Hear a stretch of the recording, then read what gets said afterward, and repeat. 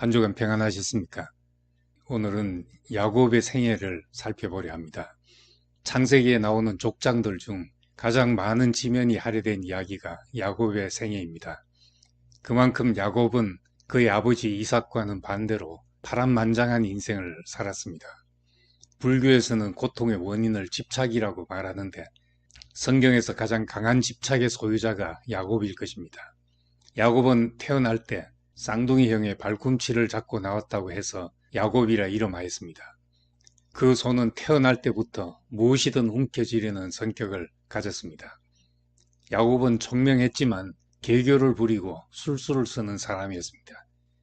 무엇이든지 그가 원하는 것은 술수를 써서라도 가지고야 마는 사람이었습니다. 이것이 야곱의 천연적인 기질이었습니다.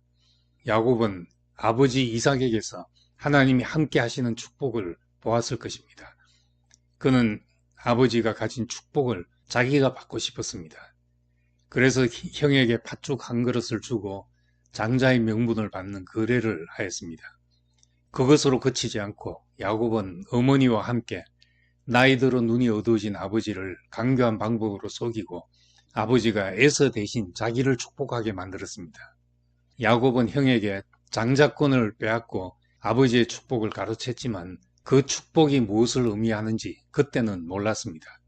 하지만 그 후 평생 아버지의 일생에 함께 하셨던 하나님이 자기 인생에도 개입하신다는 것이 어떤 것인지 자기 몸으로 체험해야 했습니다. 형의 분노 때문에 부모를 떠나 외갓집이 있는 밧단 아람으로 향했습니다. 그가 광야 어느 곳에 노숙하면서 돌을 베게 하고 잘 때 하늘로부터 사다리가 내려오고 그 위에서 말씀하시는 하나님을 만났습니다. 야곱은 잠에서 깨어 이곳이 하나님의 집이 되게 하겠다고 서원했습니다. 그리고 그곳 이름을 베델, 즉 하나님의 집이라고 하였습니다. 그는 움켜쥔 손으로 자신의 집을 짓고 싶은 사람이었지 하나님의 집이 되고 싶은 사람이 아니었습니다. 그렇지만 얼떨결에 한 서원이 자신의 운명이 되었습니다. 야곱은 장자권과 아버지의 축복을 손에 넣었다 생각했지만 오히려 그는 하나님의 손에 붙잡힌 사람이 되었습니다. 그 축복은 그냥 손에 움켜쥘 수 있는 것이 아니었습니다. 속이고 괴교를 부린 것에 대해서는 값을 치러야 했고 하나님의 손에 붙잡혀 당신이 쓰시는 그릇으로 빚어져야 했습니다. 뛰는 놈 위에 나는 놈이 있다는 말처럼 야곱은 자기보다 한 수 위인 외삼촌 라반의 손에 들어가게 됐습니다. 라반은 야곱과 본성이 너무나 비슷한 사람이었습니다. 야곱은 자신과 똑같이 속임수와 개교를 부리는 외삼촌 라반을 만나 자기가 했던 일을 되돌려 받은 것입니다. 야곱은 사랑하는 라헬을 차지하고 자기 집을 이루기 위해 외삼촌과 수싸움을 펼쳤습니다. 그럼에도 외삼촌의 개교에 속고 또 속아야 했습니다. 20년 동안 라반은 야곱의 품삯을 10번이나 바꾸었다고 했습니다. 외삼촌의 손에서 벗어난 야곱은 이제 자신에게 쏟고 탈취당했던 에서를 만나야 했습니다.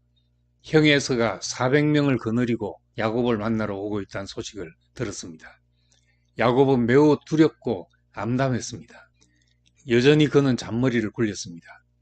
가축을 여러 대로 나누고 형을 만나면 형이 에서에게 주는 선물이라고 말하게 했습니다.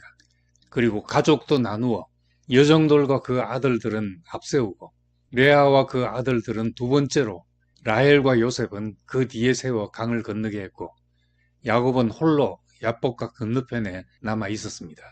야곱의 편애를 그대로 보여줬고 다 죽어도 자신만은 살겠다는 본성이 드러났습니다. 그날 밤 야곱의 환도뼈를 꺾는 어떤 사람을 만났습니다. 누구에게도 지지 않았던 야곱이 밤새 싸우다 환도뼈가 골절되었습니다. 야곱은 그를 붙잡고 자신을 축복하기 전에 놓지 않겠다고 하자 그 사람은 야곱에게 하나님과 겨루 이겼다는 뜻으로 이스라엘이라는 이름을 주었고 야곱은 그곳을 하나님의 얼굴이란 뜻으로 브니엘이라 불렀습니다. 밤새 싸우다 초췌하고 절뚝거리는 모습으로 형을 만났습니다. 이것이 야곱을 살리려는 하나님의 손길이었습니다. 야곱이 기름진 얼굴로 형 에서를 만났다면 자기 축복을 빼앗아 갔다고 생각한 에서의 분노에 죽었을 수도 있었을 것입니다. 그렇지만 초췌한 야곱의 모습을 보자 착한 에서에게 불쌍한 마음이 생겨서 동생을 용서하고 포용하게 되었습니다. 야복강을 지나온 야곱처럼 하나님 앞에 꺾인 사람으로 있어야 화해가 일어남을 보게 됩니다. 자신의 개교로 인한 대가는 치렀지만 움켜진 손을 펴서 축복의 손이 되게 하자면 또 다른 과정이 지나야 했습니다. 하나님은 야곱이 당신의 집이 되게 하시려고 자신의 집을 이루려고 토담집을 짓는 야곱의 소박한 꿈에 손을 대신 것입니다.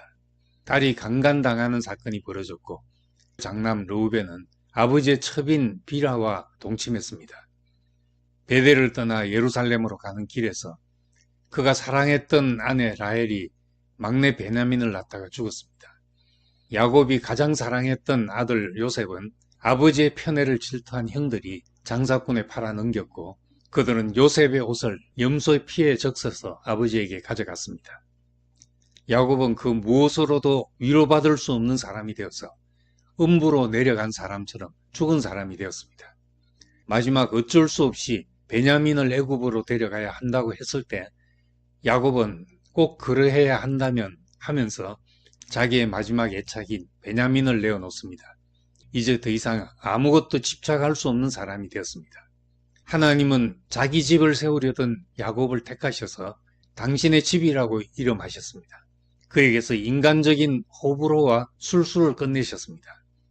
야곱이 붙잡아 두고 싶었던 모든 것을 가져가시고 하나님의 집이 되도록 그와 관계하셔서 당신의 생명과 성품으로 채우셨습니다. 말년에 아들 요셉이 살았다는 소식을 듣고 자식들이 자기를 속인 것을 알았어도 어찌 나를 이렇게까지 속일 수 있느냐라며 책망하지도 않았습니다. 죽은 줄 알았던 사랑하는 아들 요셉을 만나러 애굽으로 내려가는 일을 다시 하나님 앞에 제단을 쌓고 묻는 사람이 되었습니다. 그리고 마지막에 야곱은 이집트 왕 바로 앞에 서게 됩니다. 양식은 바로 왕에게 얻어야 했지만 야곱에게는 바로 왕을 축복할 것이 있었습니다.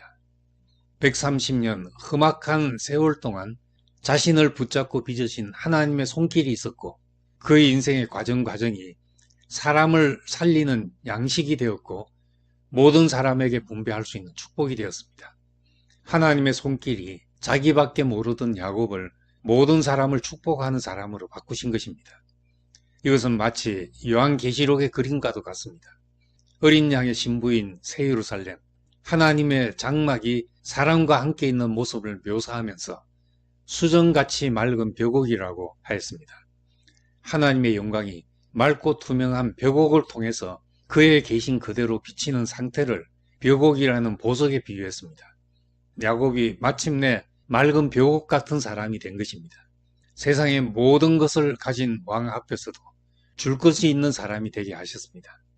자식들을 축복하면서 하나님의 뜻이 자신의 선호에 따라 굴절되지 않고 그대로 비치는 벽옥 같은 사람이 된 것입니다.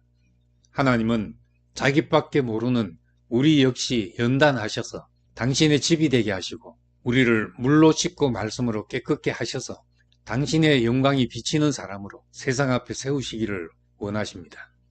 이 집은 하나님의 영광으로 빛나고 이 빛은 수정처럼 빛나는 벽옥과 같다 하신 말씀이 우리 모습이 되기를 소망합니다. 감사합니다.